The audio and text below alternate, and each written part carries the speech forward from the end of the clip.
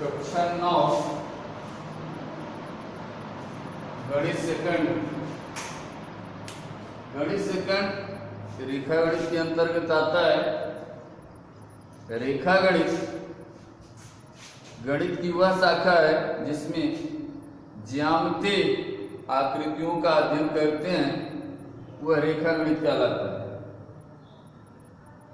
रेखा गणित के अंतर्गत जैसे त्रिभुज हुआ, कोण हुआ, वर्ग हुआ या रेखा और भी किसी प्रकार के भी बहुभुज बनते हैं, सबको हम रेखा गणित के अंतर्गत लेते हैं। तो उन सब का अध्ययन करने से पहले हम शुरू करते हैं आज का अध्याय जो है 6 रेखाएं और कोण। आज हम रेखाएं और कोण अर्थात जहां से रेखा गणित प्रारंभ होता है वहां से हम इसका अध्ययन शुरू करते हैं। तो सबसे पहले आता है बिंदु। अब ये बिंदु क्या है इसके बारे में जाने बताया गया है। वह सूक्ष्म रेखा, वह सूक्ष्म बिंदु जिसमें लंबाई, चौड़ाई और ऊंचाई नहीं होती है। वह सूक्ष्म बिंदु जिसमें लंबाई, चौड़ाई और ऊंचाई नहीं होती है बिंदु कहलाता है। जैसे हम क्या करते हैं, बारीक पेंसिल की नोक से हम अपनी कॉपी पर एक चित्र बना लेते हैं, एक पॉइंट लगा देते हैं और वह उसको अगर हम घेर कर रखते हैं या उसी को हम बिंदु कहते हैं। जैसे देखिए ये हमारा अंदर, ये वृत्त के अंदर, छोटे से वृत्त के अंदर एक पॉइंट बिंदु लगा है, हम इसी ऐसे को हम बिंदु कहते हैं। उसमें लंबाई, चौड़ाई, ऊंचाई नहीं होती है, लेकिन ये है कि थोड़ा सा स्थान घेरती है। ये देखिए यह बिंदु है, देख रहे हैं। अब ये अगला शब्द आया हमारा रेखा। रेखा क्या है? रेखा इस बिंदु को, जो ये बिंदु है, इसी बिंदु के बढ़ते हुए क्रम को ऐसे ऐसे जब हम बढ़ा देते हैं, बिंदु बना देते हैं, तो इस प्रकार जो मिल गया है बिंदु ना, बिंदु के अंदर बिंदु बढ़ता चला जाएगा। ये ऐसे बिंदु जब मिल गया तो हम इसे रेखा नाम देते हैं। अर्थात बिंदुओं के बढ़ते क्रम को रेखा कहते हैं। रेखा की विशेषता, रेखा जो है इसकी लंबाई निश्चित नहीं होती, यह अनंत तक चलती रहती है। रेखा में असंख्य बिंदु होते हैं, अर्थात बिंदुओं की संख्या गिनी नहीं जा सकती। रेखा की लंबाई असीमित होती है। रेखा में दोनों ओर तीर का निशान होता है तथा रेखा एक ही तल में चलती है, लेकिन उसके माध्यम बताने के लिए अलग अलग हो सकती है। रेखा एक ही तल में खींची जा सकती है, एक तल में खींची जा सकती है। ये रेखा की कुछ विशेषताएं हैं, हम उनको देखें। और इसके बाद रेखा दो प्रकार की होती है। एक सरल रेखा, ठीक, जैसे सीधी रेखा खींच दी जाए इसे सरल रेखा कहते हैं। देखिए ये सरल रेखा, ठीक, माने सीधी एकदम रेखा, उसमें झूल नहीं हो, उसमें झुकाव ना हो, वह जो है सरल रेखा होती है, जो सीधे एकदम चलती है, चाहे वो तिखे हो, चाहे दाएं हो, चाहे बाएं हो, लेकिन उसमें किसी प्रकार का मोड़ ना हो, वह सरल रेखा का। दूसरा है वक्र या टेढ़ी रेखा।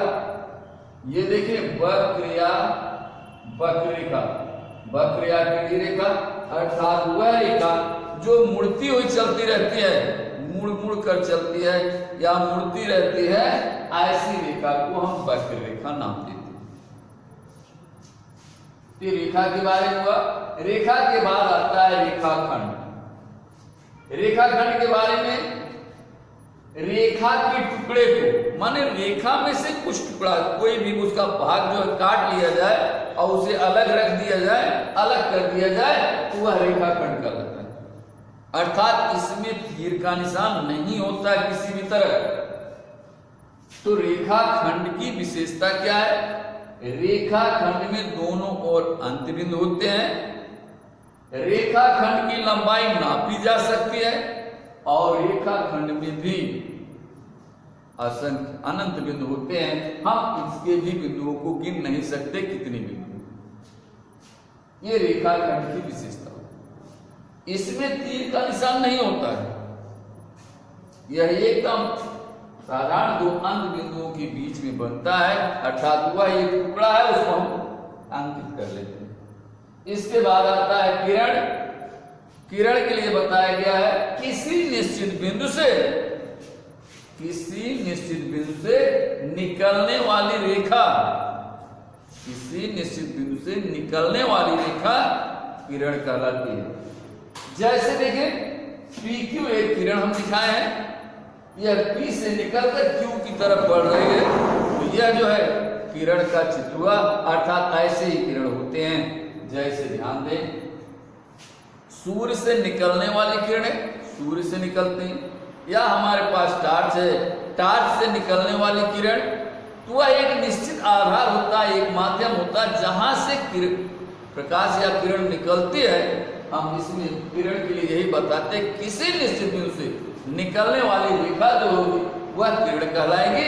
और ध्यान दें, किरण की विशेषता है इसमें एक ओर तीर का निशान होता है तथा एक तरफ अंत बिंदु होता है, अर्थात जहां से किरण निकलती वह बिंदु एक अंतिम बिंदु होता है। किरण की भी लंबाई हम नाप नहीं सकते हैं, किरण में भी असंख्य बिंदु होते हैं, उनकी हम गिनती नहीं कर सकते हैं। फिर किरण में एक ओर तीर का निशान होता है, इन सब किरण की विशेषता। इसके बाद आता है कोण। कोण जो है दो किरणों के झुकाव को, दो रेखाखंडों के झुकाव को, फिर या दो रेखाएं कहीं काट रही हैं, फिर तो इनके बीच जो भी झुकाव बनता है, जैसे इस रेखा और इस रेखा, यल और यम रेखा के बीच यह झुकाव बन जाता है। तो ऐसे जो है दो किरणों के झुकाव को जिसमें एक उभयनिष्ठ बिंदु उसे हम कोण कहते हैं। देखिए जैसे यहां बना है कोण ABC, ध्यान देंगे कोण ABC में देखिए B बिंदु पर दोनों किरणें मिल रही हैं, माने दोनों किरणों का एक उभयनिष्ठ बिंदु भी है जहां से दोनों किरणें निकल रहे हैं, इनके बीच में ये झुकाव बन रहा है, इसी को हम कोण नाम देते हैं। तो इसे हम कोण ABC कहते हैं।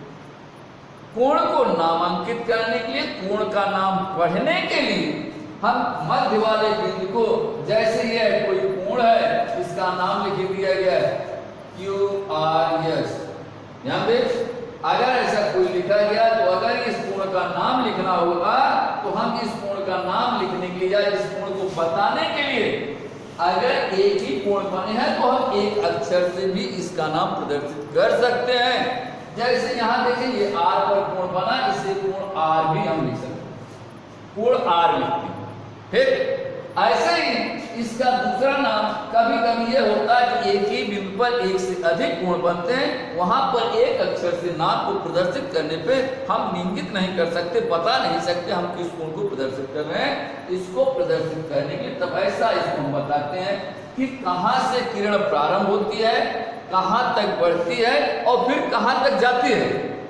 यह देखें यह किरण जो है Q से आ रही है, R पर मिल रही, R से फिर निकलकर S की तरफ जा रही है, तो हम इस कोण का नाम कहते हैं कोण QRS, ऐसा लिखें, या हम लिखते हैं कोण SRQ, ऐसे यह कोण का नामांकन करने के कुछ तरीके हैं। हम इस प्रकार कोण को प्रदर्शित। कोण में भी देख रहे हो कि दो भाग होते हैं, कोण में दो भाग होते हैं, एक दोनों रेखाओं से जो घिरा, दोनों किरणों से जो घिरा हुआ भाग होता है, जैसे ये देखिए यह जो होता है कोणों के बीच, दोनों किरणों के बीच में घिरे हुए भाग को अंतःभाग कहते हैं, अंतःभाग या अंतःक्षेत्र।